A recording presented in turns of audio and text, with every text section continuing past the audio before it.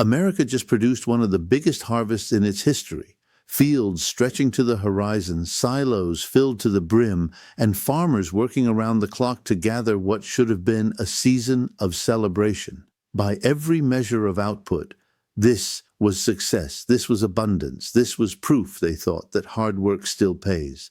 But here's the paradox. Instead of prosperity, panic has taken hold. Instead of profits, losses are mounting.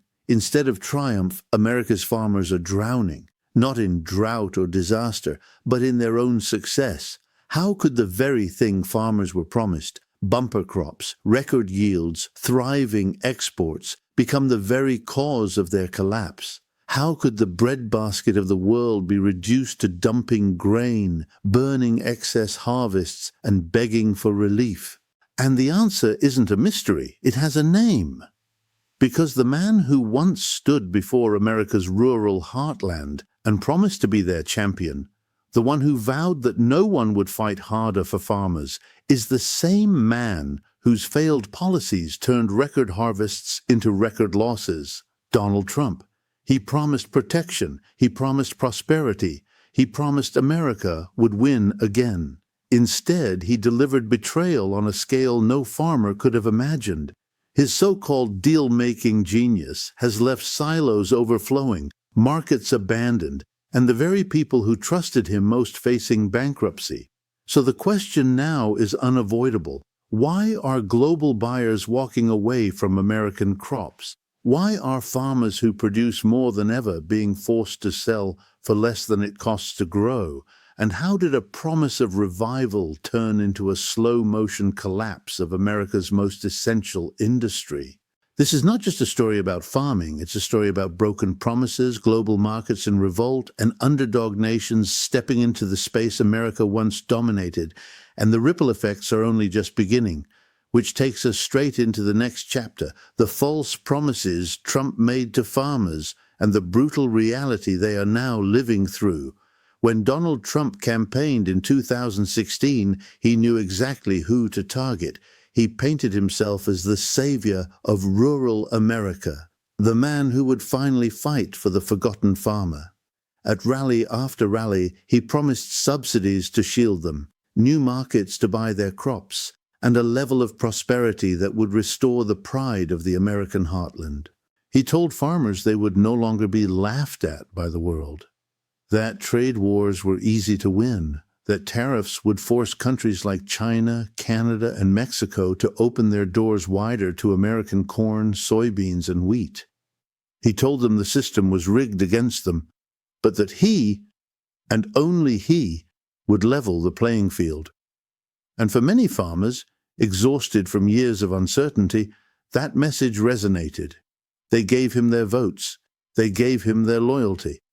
And in return, he gave them photo ops in tractor cabs, executive orders waved from podiums, and bold declarations that he had their back. But the truth, those promises were built on sand. The subsidies he touted weren't solutions, they were band-aids. They encouraged overproduction without securing stable buyers. They propped up optics while ignoring fundamentals. The trade wars he waged didn't break foreign resistance, they broke American exports. China, once the largest buyer of U.S. soy and corn, retaliated with tariffs of its own, cutting purchases and turning to South America instead. Allies like Canada and Mexico, insulted and pressured, began diversifying their supply lines. Suddenly, the farmers who had been told they were America's backbone became its expendable pawns. The prosperity Trump promised never arrived. Instead, farmers faced silos overflowing with unsold crops, mounting debts, and collapsing prices. In towns across Iowa, Nebraska, and Illinois, the reality looked nothing like the campaign rallies. Family farms that had survived for generations began filing for bankruptcy. Communities that had bet their future on Trump's word now faced economic ruin. And yet the cruelest part wasn't just the collapse itself, it was the betrayal. Farmers had been told they were first in line. Instead, they were the first to be sacrificed. Trump's America First didn't mean farmers first. It meant farmers paying the highest price. Which brings us to the heart of the crisis, the oversupply trap that Trump himself created. a system where the more farmers grew, the more they lost. At first glance, a record harvest looks like a success story. Fields stretching for miles, machines working overtime, silos stacked high with corn and soybeans, proof of hard work and resilience. But what if that very abundance was the trap? What if the more farmers produced, the poorer they became? That is the nightmare American farmers are now living. A nightmare built not by nature, but by policy. When Trump launched his trade wars, he told farmers not to worry. Tariffs, he said, would bring China and others back to the negotiating table. He handed out subsidies like political candy, encouraging farmers to keep planting, keep producing, keep believing that bigger harvests meant bigger rewards. But here's what actually happened. Markets closed, buyers walked away, and yet the fields kept producing more than ever. The result? A flood of grain with nowhere to go. Imagine being a farmer in Iowa or Nebraska. You've worked dawn to dusk, planted more acres than ever because Washington told you help was on the way. You fill your silos to capacity, expecting foreign buyers to line up. But instead of phone calls and contracts, you get silence. Instead of cash, you get IOUs from the government, subsidies that barely cover costs. The oversupply crushed prices. Every extra bushel planted made the market weaker. Farmers who grew more to survive were digging their own graves. And it wasn't just numbers on a screen, it was real devastation. Reports surfaced of farmers forced to dump unsold grain, to burn what they couldn't sell, to watch crops rot because there was no buyer willing to pay a fair price. These weren't lazy or careless people. They were families who had done everything right, only to discover the game had been rigged against them. The cruel irony? Trump told them he had their back. But by encouraging massive planting while waging tariff wars that cut off demand, he set the stage for their collapse. He created the oversupply trap, a system where hard work was punished and loyalty was betrayed. And while Washington boasted about subsidies and short-term payouts, the reality on the ground told another story. Farmers don't want handouts, they want markets, they want stability, they want to know that when they plant, someone will buy. But under Trump's policies, that foundation crumbled. The oversupply trap wasn't an accident, it was the direct result of reckless politics, short-term optics, and a failure to understand global markets. And it left America's farmers staring at silos full of grain, fields full of unsold crops, and bank accounts sinking into debt. This wasn't just a crisis, it was a betrayal, which brings us to the bitter irony of it all. America achieved record harvests, but instead of prosperity, those harvests turned into record losses. On paper, the numbers looked historic, record yields across the Midwest, millions of extra bushels of corn and soybeans pulled from the soil, the kind of harvest farmers dream of, proof that all the sweat, investment, and risk-taking had paid off. But the celebration never came. Instead, the numbers told a darker truth. The more farmers grew, the more prices collapsed. Grain markets that once brought stability now turned brutal. A bumper harvest in America no longer meant prosperity. It meant poverty. And the harder farmers worked, the deeper they sank. Take corn, for example. Prices that once hovered at a sustainable level plummeted as global buyers walked away. Silos overflowed, yet contracts dried up. For soybeans, the story was even worse, with China, once the largest buyer, slamming the door on U.S. imports. The market imploded. Farmers weren't just earning less, many were selling below the cost of production. Every truckload of grain hauled to market was another step into debt. And behind those statistics are human lives. Family farms that had survived droughts, floods, even the Great Recession suddenly faced a crisis they couldn't outlast. Farmers who thought this harvest would finally allow them to pay down loans instead stared at foreclosure notices. Generations of work gone in a season. The cruel irony was impossible to ignore. Trump had told farmers he had their back. He told them that tariffs and trade wars would make America stronger, that they would be the backbone of a new economic revival. Instead, they became collateral damage. Their loyalty was rewarded with bankruptcy. Their trust was repaid with silence. In town halls across the Midwest, farmers shared stories of despair. Silos full, but no buyers. Banks calling in loans. Families forced to sell equipment, land, even livestock just to survive another season.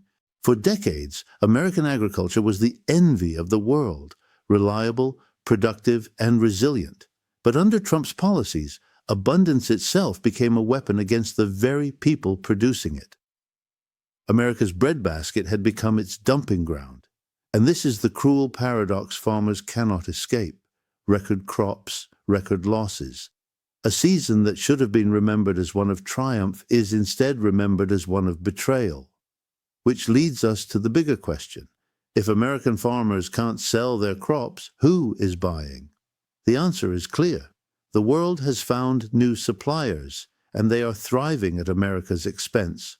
For decades, global markets had one unshakable assumption. If you needed corn, soy, or wheat, you went to the United States. America was the breadbasket of the world, the supplier of last resort, the dependable giant.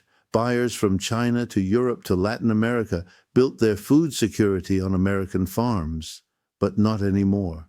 When Trump's trade wars slammed the door shut on cooperation, the world didn't beg Washington to reopen it. They moved on, they adapted, and in that adaptation they discovered something shocking. Life without U.S. crops was not only possible, it could be profitable. Take Brazil. Once a secondary player, it has now become an agricultural powerhouse. With fertile land, massive government support, and foreign investment pouring in, Brazil surged to the top of global soybean exports, replacing the United States in markets that were once locked down. China, desperate to bypass Trump's tariffs, turned to Brazil for long-term contracts. Billions of dollars that once flowed into Iowa and Illinois now flow into São Paulo and Mato Grosso. Argentina followed suit. With global buyers eager for alternatives, Argentine farmers expanded production and seized slices of the market the U.S. once dominated. South America, long treated as America's agricultural understudy, has become its rival, and in many cases its replacement. And it's not just South America. Canada and Mexico, insulted by Trump's trade tantrums, began diversifying their supply lines. No longer content to rely solely on U.S. grain, they built new partnerships, explored new markets, and invested in strengthening their own agricultural independence. For China, the message was clear. Once the largest buyer of U.S. soybeans, it pivoted away, signing long-term deals with Brazil and Argentina, ensuring America's place in the Chinese market would never be what it once was. The reliance that had bound the two nations together was severed, likely for good. The punchline is devastating. For the first time in modern history, the world is learning to live without American farmers. The assumption that global markets must depend on the U.S. is collapsing. And once those supply chains shift, they don't easily return. For farmers in the American Midwest, that means this isn't just a bad season. It's not just a temporary downturn. It's a permanent loss of market share. Rivals are filling the void. Buyers are building new habits. And America's breadbasket is being replaced bushel by bushel by nations Trump once dismissed as insignificant. The underdogs are rising, and the giant is falling, which takes us to the devastating reality inside the United States itself. As global buyers turn away, the economic shock is hitting home, and it's crushing the very communities that trusted Trump the most. While global markets moved on, America's farmers were left behind, and the economic shock at home has been nothing short of brutal. Across the Midwest, family farms that had survived generations of hardship, droughts, floods, even the Great Depression, are now facing something worse: betrayal from within. The markets they depended on vanished overnight. The subsidies Trump handed out weren't salvation. They were bandages on a gaping wound. Bankruptcies are climbing at levels not seen in decades. Family after family forced to sell land, equipment, even livestock just to keep creditors at bay. For some, foreclosure signs stand where barns once did, monuments to policies that promised protection but delivered ruin. Debt has exploded in rural America. Farmers who borrowed heavily to plant more under Trump's promises now find themselves crushed under loans they can't repay. Every acre that once symbolized stability now feels like a trap, tethering families to bills they can't escape. And subsidies? They've drained billions from taxpayers while solving nothing. Checks from Washington don't bring back lost markets. They don't rebuild broken trust with foreign buyers. They don't stop silos from overflowing with unsold crops. At best, they keep farmers afloat for one more season. At worst, they deepen dependency, turning once proud producers into political hostages. The betrayal cuts deeper because of who these farmers are. They were Trump's base. They filled his rallies. They believed his words. They saw him as one of their own, a fighter who finally understood the struggles of rural America. And yet it is those same farmers who now bear the heaviest burden. Their loyalty has been rewarded with collapse. Meanwhile, the rest of the country isn't insulated from the fallout. Rural communities that depend on agriculture, from equipment dealers to local diners, are bleeding as farmers tighten their belts. Main streets are emptying, schools are underfunded, hospitals are closing. The crisis isn't confined to fields, it's hollowing out entire regions. And here lies the cruel irony. The collapse Trump created is paid for twice. First, by the farmers who planted in faith and lost everything. And second, by every American taxpayer forced to cover subsidies for a crisis that never should have existed. Which leads to the bigger truth. This isn't just about farming, because when corn collapses, it ripples across the entire economy, from energy to food prices to exports, and the shock is just beginning. The collapse of American crops isn't confined to the Midwest. When the breadbasket breaks, the shock waves travel everywhere, from gas stations to grocery stores to global trade flows. Start with energy. Corn isn't just food, it's fuel. A massive portion of America's harvest goes into ethanol, blended into gasoline to keep cars on the road. But when prices crash and farmers can't sell, ethanol plants face shutdowns. That means less supply, higher costs at the pump, and yet another layer of instability in America's energy market. Then there's animal feed. Corn and soy are the backbone of America's meat and dairy industries. Every hamburger, every gallon of milk, every Thanksgiving turkey depends on cheap, stable feed. But with markets collapsing, volatility rises. Farmers can't plan, ranchers can't budget, and consumers end up paying more at the supermarket. The ripple continues to exports. For decades, agriculture was one of the few areas where the U.S. consistently ran a trade surplus. Grain, meat, and dairy exports brought billions into the economy. But as buyers pivot to Brazil, Argentina, and beyond, that surplus erodes. The U.S. loses not only money, but influence. Food has always been power, and America's grip on that power is slipping. Even outside of economics, the cultural impact is enormous. Rural America isn't just an industry, it's an identity. It's the image of hard work, self-reliance, and resilience. But what happens when those communities are gutted, when barns collapse, and when families walk away from land they've held for generations? The ripple is more than financial. It's psychological. It's the slow unraveling of America's heartland. And here's the bigger picture. Trump didn't just weaken farmers. He weakened the entire system that depends on them: energy, food, trade, community. By turning record harvests into record losses, he didn't just betray the people in the fields, he shook the foundation of America's economy itself. Which takes us to the heart of the narrative, the villain behind it all. Because this wasn't an accident. It was the result of one man's obsession with tariffs, power, and short-term optics: Donald Trump. At the center of this crisis is one man who claimed to be the champion of farmers, and instead became their executioner: Donald Trump. He promised that tariffs were easy to win. He promised that America would never again be humiliated on the world stage.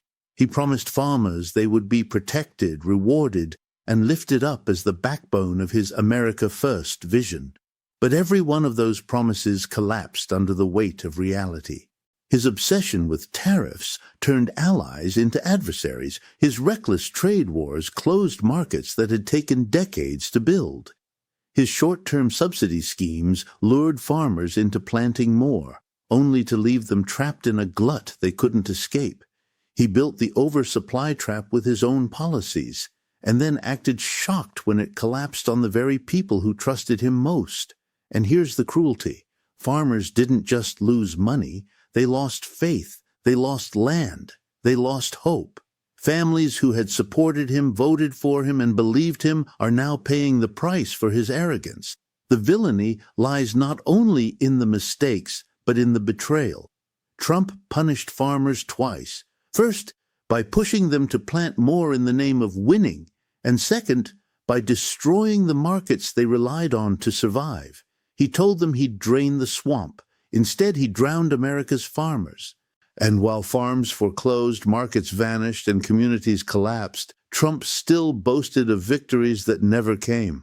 To him, farmers were props for rallies, backdrops for photo ops, and pawns in a trade war he never understood.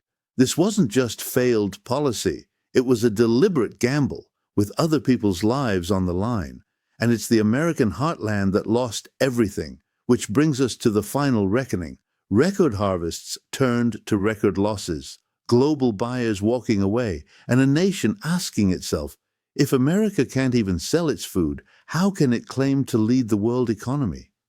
America just witnessed the cruelest paradox in its agricultural history. Record harvests that should have been celebrated as triumphs instead became symbols of collapse. Farmers planted more, worked harder, produced the most, and yet they lost the most, because the system they trusted was broken from the inside. Donald Trump, the man who promised to be the savior of rural America, delivered their betrayal. His trade wars closed the very markets farmers depended on. His subsidies lured them into overproduction, only to leave them drowning in debt and losses. And his arrogance turned loyal supporters into collateral damage. The consequences are devastating. Family farms bankrupt, rural communities hollowed out, taxpayers footing the bill for subsidies that solve nothing, and the worst cut of all, global buyers, once dependent on American crops, learning to live without them. Brazil, Argentina, Canada, and Mexico are seizing the opportunity, carving out markets America may never win back. This isn't just about farming, it's about power. Agriculture has always been one of America's strongest tools of influence, the breadbasket of the world, the guarantor of global food security. But today, that power is slipping. The U.S. is no longer seen as indispensable. Rivals are rising, underdogs are winning, and the empire that once fed the world is struggling to feed its own promises. The irony is sharp. Trump promised America would win again. Instead, America's farmers lost everything. Trump promised to protect them. Instead, he broke them. Trump promised to lead. Instead, he pushed the nation's most essential industry to the brink of irrelevance. So here's the bigger question. If America can't even sell its food, the most basic universal source of power, how can it claim to lead the global economy? The world is moving on. The U.S. breadbasket is no longer untouchable, and the collapse of crops may only be the beginning. Stay tuned, because in our next deep dive, we'll uncover how Mexico's lithium play could lock America's tech future in chains. If food exposed America's weakness, wait until you see what happens when resources for the future, batteries, energy, and technology, slip away too.